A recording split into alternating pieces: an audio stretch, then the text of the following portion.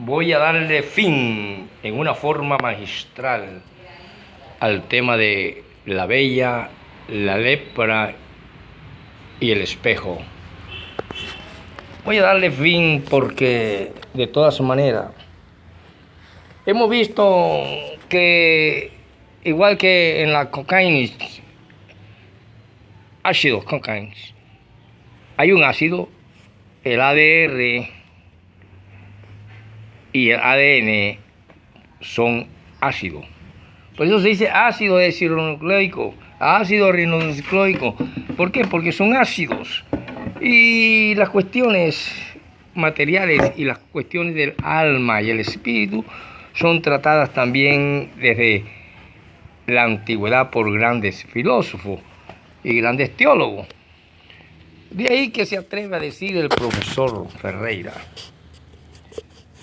en su magistral forma para dar fin a la bella y su lepra. Puede decir que existe una psicología vital también. La psicología no solamente clínica, experimental, no solamente es la psicología académica de 4 semestres, 5 semestres, no sé qué, ni tampoco es solamente eso, psicología, tratado y estudio de la mente, porque también estudia la conducta, etcétera, etcétera, sino que hay una psicología conocida como vital y hay una historia crítica de la psicología. Por lo tanto, cuando nosotros vemos, por ejemplo, que existen lo posible y lo imposible, lo posible y lo imposible existen, entonces podemos entender que un espejo te dice lo que tiene superficialmente, desde verrugas cancerosas, desde vellos, desde espinillas quinceañeras. Y nada de raro tiene que después de una vida libidinosa y una vida entre sábanas y humores y conductas relajadas, sexuales, de uno y otro lado, pueda que el ácido que va en el ADN y el ácido que va en el ARN, y si acaso aspira de vez en cuando cocaína, que también es ácido, no tiene nada de raro que de pronto el espejo te diga que tienes manchas, que tienes un granito y que ha empezado una lepra. Por lo tanto, la bella y la lepra tendrán fin magistralmente con la ponencia del profesor Robinson Ferreira de la Hoz. Por eso yo me atrevo a decir que hay una psicología de la orientación vital. Y esta psicología de la orientación vital ha tenido grandes exponentes, como podemos tener a Wigmore, quien dice: sufro, luego existo. No solamente es lo que dice René Descartes: pienso, luego existo. Sufro, luego existo. Y ella existía día a día con su lepra que le decía el espejo.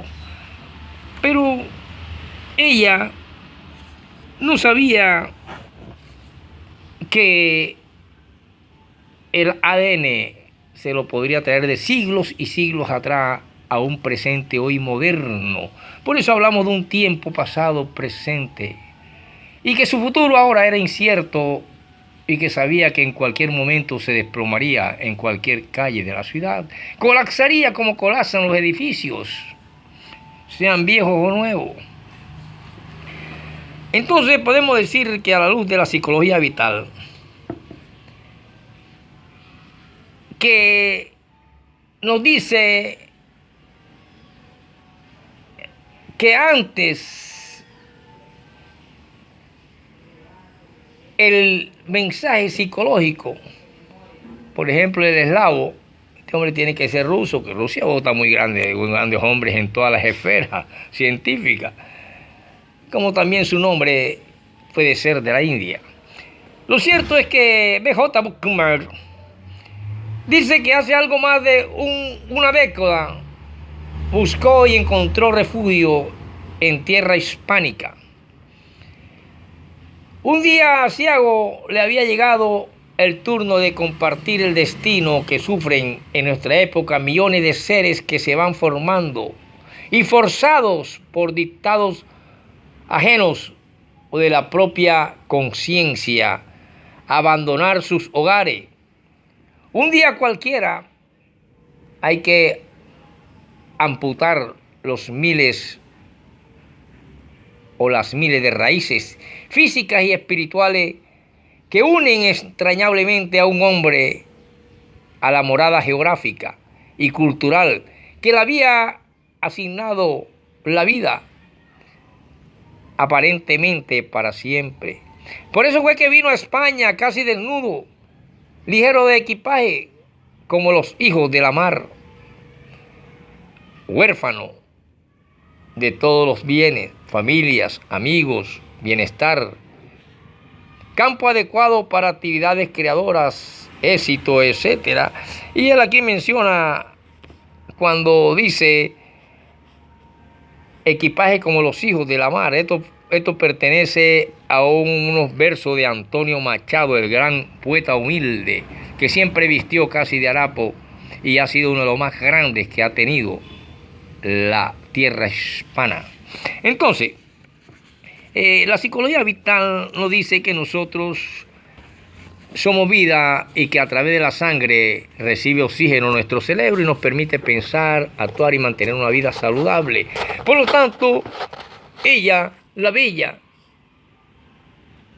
con su lepra en el espejo, no podía entender que existía un pasado esclavo de otras culturas y que traían en sus genes antiguas enfermedades. Entonces, no creo yo, el profesor Robinson, que es hora de que nosotros nos pongamos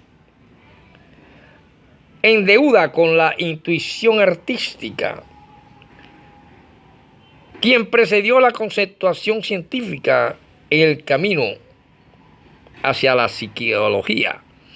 Por lo tanto, vemos que hubo una pre-psicología que solamente se veía a través de las ponencias teatrales y la música y el arte. Eso forma parte de los inicios de la psicología. Porque la obra concebida en forma distinta a como fue escrita, por ejemplo, la parte sobre lo más humano en el hombre, la esfera del ego, antes que la que versa sobre la afín al animal en el hombre, la esfera de los instintos, el interés por ejemplo, Hamlet. Este Hamlet antecedió al que despertaron los protozoos.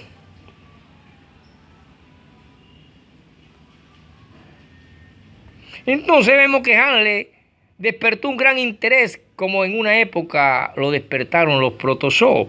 De ahí que el arte en escena y el teatro con su lenguaje corporal fueron precediendo a la misma psicología. Es lo que quiere decir nuestro profesor Robin, y quiere decir el ruso de lengua eslava, que es uno de los bloques lingüísticos, de los 5 bloques lingüísticos que tiene la humanidad o la Tierra, expresar que hubieron muchos campos que antecedieron a la psicología. Y ahora ella, la bella en el espejo, su psicología había cambiado, porque ya no era la bella sin lepra, ahora era la bella con lepra, que de un momento a otro podía desplomarse, y entonces recordaba sus aspavientos, recordaba su ego sobrepuesto ante los demás humanos, hasta convertirse en casi en humillativa y despampanante, y ahora tenía que cubrirse con un velo, pues sus huesos seguramente también empezaban a debilitarse y a carcomerse por dentro, lo mismo que su piel, por los ácidos. Y sabía ella que el tabique era uno de los 210 huesos que tiene el cuerpo humano y que los músculos faciales eran uno de los 500 que tenía o que tiene el cuerpo humano. Por lo tanto, hay 210 huesos y alrededor de 500 músculos, y que ella veía cómo se iban deteriorando día a día, noche a noche, pero la adicción hacia el germen vital que le trajo una vez el microbio, el virus, el animalito microscópico que en las células entró e inoculó dentro de ella la lepra antigua de los esclavos antiguos del África. Ahora ella, rubia, hermosa, no era la misma y empezaba su camino a la muerte. Y aquí tendríamos que salvar su alma, orar por ella. Y entrarían entonces el por qué se convierte aquel antiguo filósofo de la antigüedad llamado Platón en uno de los filósofos que más influencia ha ejercido en el curso de los siglos. Solo Aristóteles en la antigüedad y Kant en el mundo moderno pueden comparársela. Sin pensáramos no únicamente en la filosofía, sino en el conjunto del pensamiento científico. También tendríamos que colocarlo en primera fila, del mismo modo que a Aristóteles y a Kant al lado de Galileo, Newton, Hilbert, Einstein, etc. Pero a diferencia de los dos filósofos citados, Platón es asimismo uno de los mejores escritores de la literatura occidental. Por eso dice Alexander Caire que leer a Platón no es solo un gran placer, también es un gran gozo. Los admirables textos en que una perfección formal única, una perfección normal única, ojo, se conjuga con una profundidad igualmente única del pensamiento humano, de ese pensamiento filosófico que es permitido según la psicología vital de la vida por el oxígeno que lleva la sangre a nuestro cerebro y permite el pensamiento, el lenguaje a través de la filogenética. Cuando se une pensamiento, lenguaje, mente, nos permite pensar, recordar, permiten la mente. Que esa trata que no se ve, pero que es un órgano más, porque forma parte de la esfera superior del hombre. Si tenemos en cuenta que el espíritu del hombre en la antigua India se encontraba en la parte piramidal superior del hombre, y allá estaban Dios en la parte superior. Según el brahmanismo, y en la parte de los talones y de los pies estaba la escoria de la sociedad. Las extremidades superiores, brazos, estaba una clase sacerdotal y una clase militar. Y en las extremidades inferiores, las otras clases más bajas. Y eso viene, hoy en día le llaman estrato, pero yo me río de los estratos, porque entre los mismos estratos hay que estrato 11 y estrato 10 y medio son unos multimillonarios, pero eso es para engañar al pueblo, para engañar a la gente. Entonces, ¿qué pasa? que viendo estos filósofos nosotros vemos que las cosas son diferentes. Y nuestra querida bella leprosa era engañada nuevamente por el espejo, porque su yo interior no entendía absolutamente nada. Ahora, si vemos que este Platón nació en Atenas y que al nacer en Atenas, quizás por allá en los años 420 antes de nuestro Jesucristo, ya 600 años existía una teología y una filosofía en la India que empezó con el budismo y el brahmanismo. Pero sin embargo, hoy en día es que se descubre que aquella creencia, Buda y los grandes, Krishna y los grandes, eran una filosofía de la vida más. Por lo tanto,